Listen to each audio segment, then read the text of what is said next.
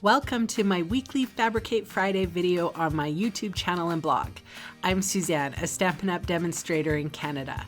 Today's video is all about paper crafting. I'm here to share how easy it is to make a 3D project. I also sell the products I feature in this video. I hope you enjoy my free video tutorial, and I would love to see you shop with me. So I do local classes now, and they're called Cards and a Cupcake.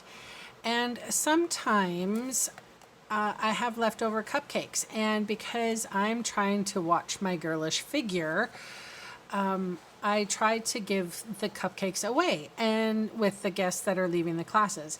And they oftentimes I don't have anything to put them in. So I've designed a cupcake holder box for all of those that say, oh, I can't drive and carry this cupcake. I have to leave it here because the jerks are leaving the cupcakes with me and then I have to eat them. Do you see the problem? So this is a cupcake holder. So it's in a birthday theme. You know, slides either this way or this way. No, it's not food safe, but what you could do is easily put some saran wrap or wax paper, what you will, in there for the cupcake. And I just used this twine, and that came in my paper pumpkin kit for June of 2018. So I'm also using the Broadway Bound Designer Series paper for this one. And I think it's gray granite that I'm using here. So I wanted to share with you how to make it. Here is my scoring tool and my stylus. So to make the outer, I need 2 pieces, 8 inches by 3 5/8. Now I'm going to score at 3 5/8 on both. So I'm just doing it together, hey? And then 7 3/8.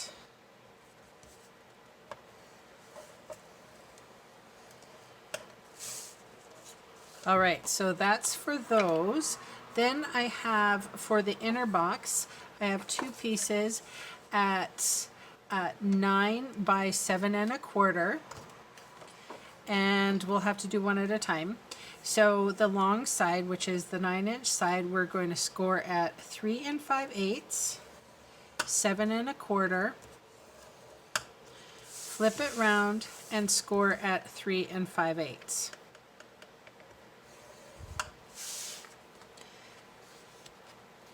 Okay, we'll do that one more time. 3 5/8, 7 1/4, flip it round, 3 5/8. I have my largest stitched circle, stitched square. You can use any square that you have. I just happen to like the stitch detail on it.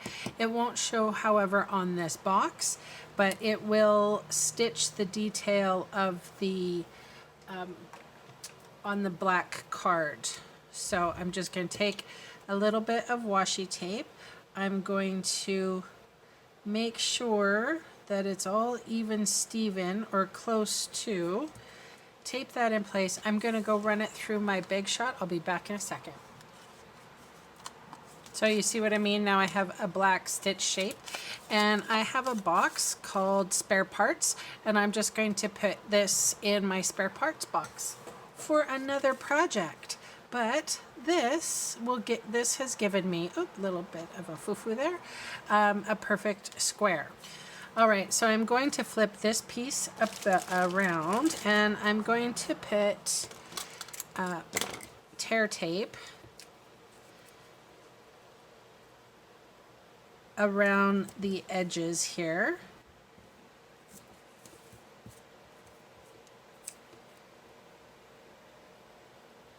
This stuff is pretty sticky. I remember when we used to have this other tape called sticky strip, it was, I mean, it was a good glue, or good adhesive. What I like about this is that you can just rip it with your finger, which is lovely. All right, so I'm just going to take the adhesive off of here. I always like to do the windows and that sort of thing first, because I will get a good bone folder and burnish it down really well. All right, so I have a piece of window sheet that is 3.5 by 3.5 inches. So I'm just going to take my bone folder. I'm going to try not to scratch the front of that window sheet, but I will go along and really mash that adhesive in.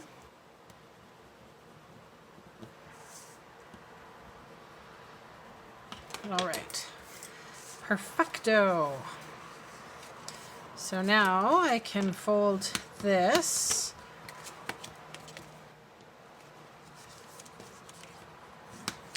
Now, what I'm going to do here is I'm going to put my adhesive on the front, so it's going to fold like that, right? I'm going to put my adhesive real close to that score line. Then I'm going to take my scissors and just cut a little bit of that away.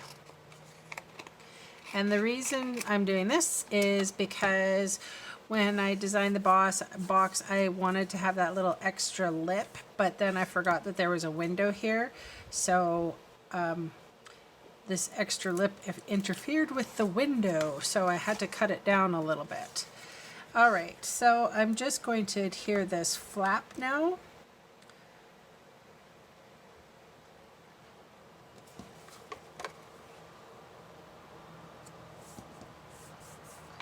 There we are. Do you see how it would have, if it was any longer, it would have interfered? So, okay.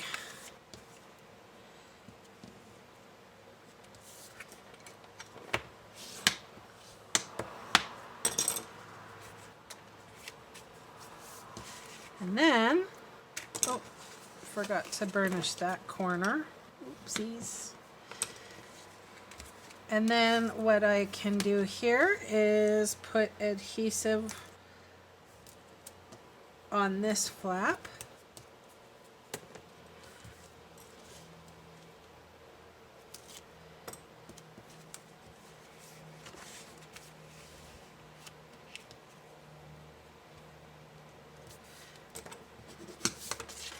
All right, whoopsies.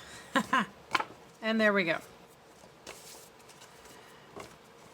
So now I have two pieces that look like this. So I'm going to fold and burnish. It's just easier.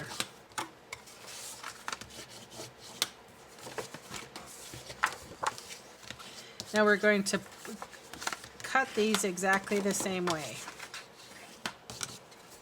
Okay, so I have my flap, or my smaller piece, on my right hand side. So I'm going to wedge here, wedge here. Then I'm going to take this one completely off.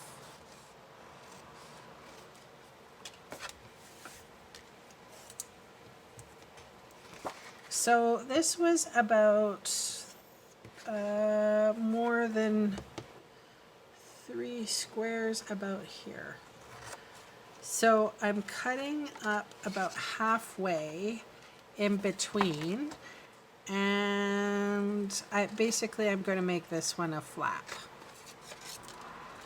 Now it seems like a lot of waste of black cardstock, but you can always use this, whatever's left over, just stick it in your pile, because that's big enough to, you know, for sentiments and stuff if you wanted to emboss. but that's what you should have. So, and we're going to do the exact same thing on this one. So, cut, cut.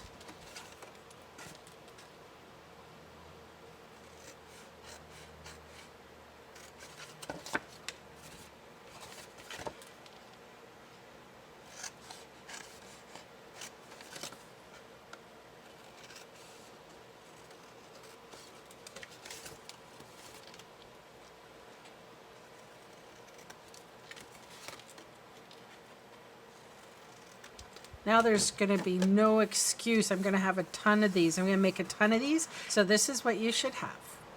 So what's going to go on here is that these pieces here, I'm just going to adhere one right over top of the other.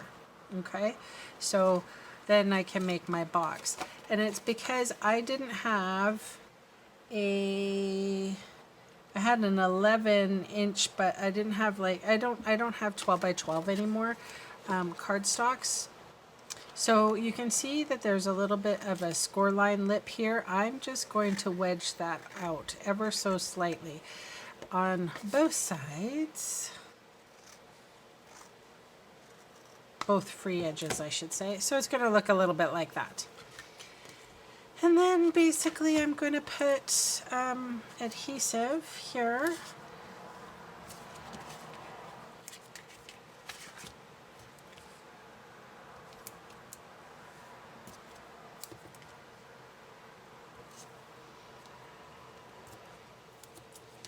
Yeah, I think I could, if I actually had a 12 by 12 piece of cardstock or designer series paper, I could have made it out of that, but most everybody has 12 or 11.5 by 8 or 11 by 8.5 cardstock. So there you are. Okay.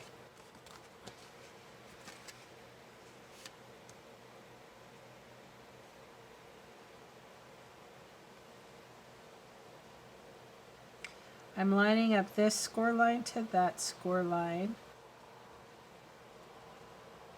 and that corner to that corner, and then everything else should be pretty good. Okay, I'm flipping it around. Now if you had glue, you could use glue. I'm just trying to get used to the fact that Stampin' Up! Is no longer going to be selling fast fuse. So, and I can't be bothered to wait for the glue to dry. So, wet glue is probably the best to put boxes together with because it's super strong. Doesn't come apart in hot weather. When it's glued, right? Okay.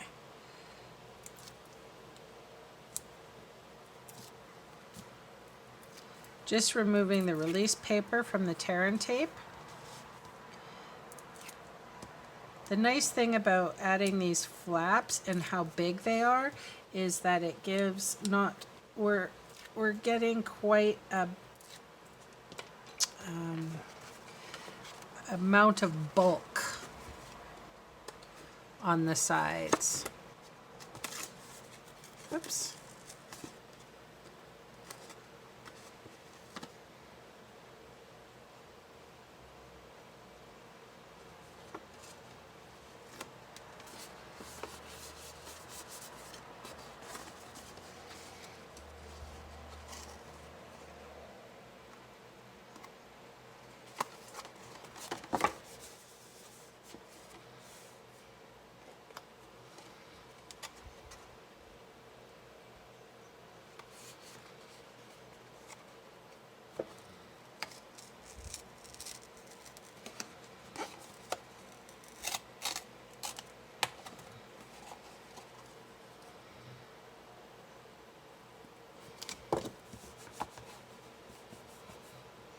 Alrighty, there we go. Moment of truth. Let's put the box in its little sleeve. It fits perfectly. All right, I have 4 pieces of gold foil. And again, 4 pieces of that Broadway bound. And I will just grab my fast fuse for speed. But, you know, whatever adhesive you have of choice, whatever is your favorite, use that.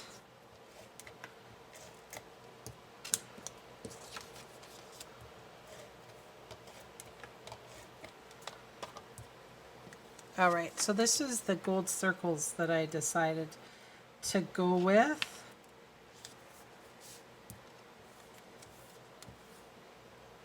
I thought they were cute. So the circles, the Broadway bound designer series paper is cut at 3 by 3, and the layering piece is 3 1/4 by 3 1/4.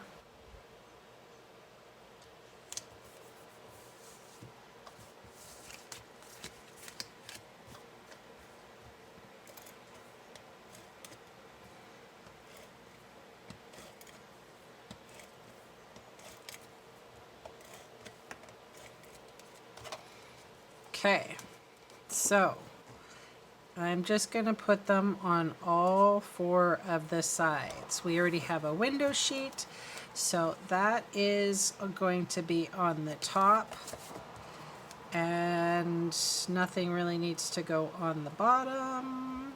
So unless you wanted. And then I have some twine, like I said, from my paper pumpkin that will go perfectly.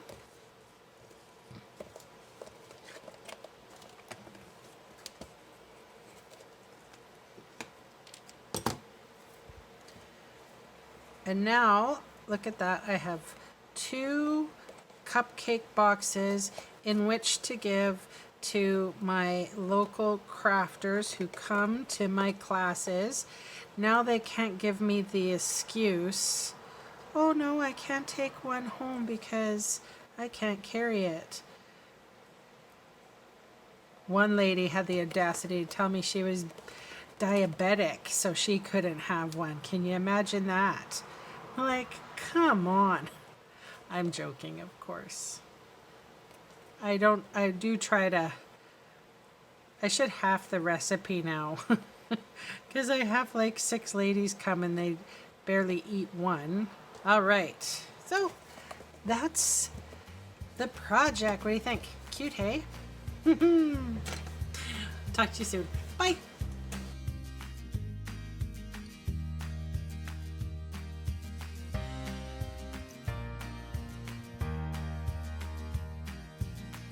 Hey, thanks for sticking around to the end of the video.